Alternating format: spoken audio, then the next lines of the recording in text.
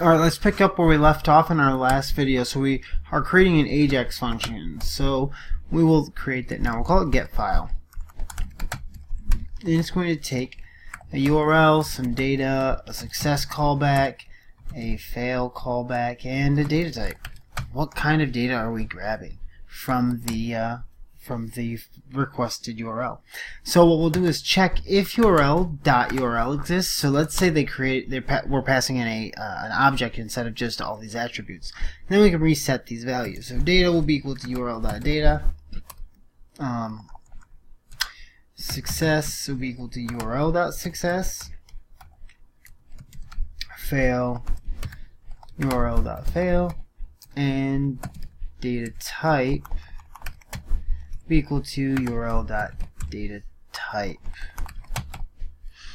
And then lastly, we will reset URL equal to URL.URL. Bam! Now we can create the next thing, or do the next thing, which is reset fail equal to fail if it exists, or a function that does nothing. This is so in case they don't pass anything for the fail callback, we still have a function to run. Next we'll manipulate the data. So we're going to say data string is equal to, and we're going to have a ternary here, checking if URL.index of the character question mark.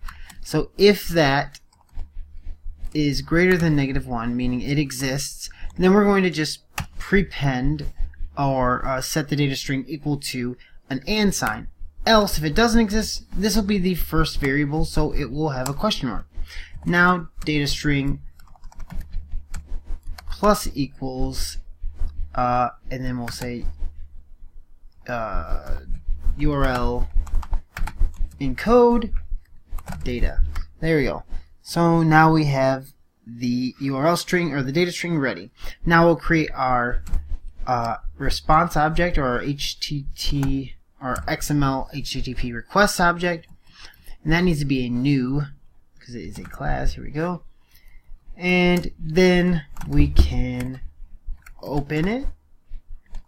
It's going to be get as the data, or as our type, and then we'll pass in URL plus data string. Now we will send, and then when we get the data back, so on load is equal to a function, and we will check the status. So we'll say if status is equal to 200, then it was successful, else it is fail. So we'll just pass fail, and we'll run fail passing in status. Now we can check. First off, we'll say var response, and then we'll set that equal to the response text, and then we'll use that data type to change what we do. So data type, how we return that data. So regardless, we're going to run success passing in the response here, but what we do with it depending on the data string will come here, or it's not data string, sorry, data type. So in here, if we pass in JSON, so this is just a switch case, then we'll do some changing to the response. And this way, in the future, if we come up with other things that we want to do, like parse XML into an object, things like that, we can run functions in here. So we're just going to set that equal to json.parse, because there's already a nice way to parse a string as JSON.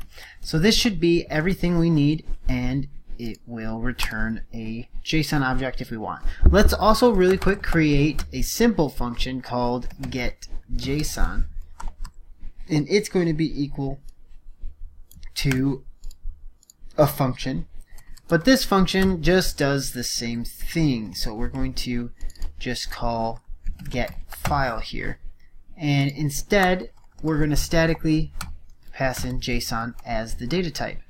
So this should run and return a JSON object, and this should run and return either a string or a JSON object currently if we pass that in correctly. So I've created a simple PHP file that just returns a JSON object passing in whatever data we've put through the whatever data we pass through.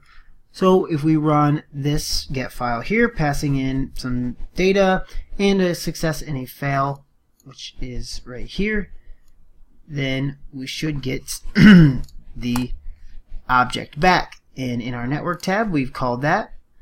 We've called the function here, and it just returns that. Now, if we didn't have the JSON at the end, it would return it as a string.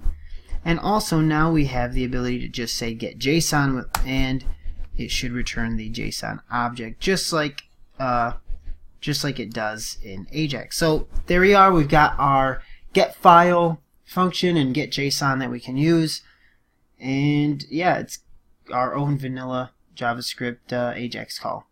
So I'll see you in the next video, and I think I might do like a game loop or some sort of draw function that is dependable, so we can get things to move or do things like that. So I will see you in the next video, guys. Have a good one.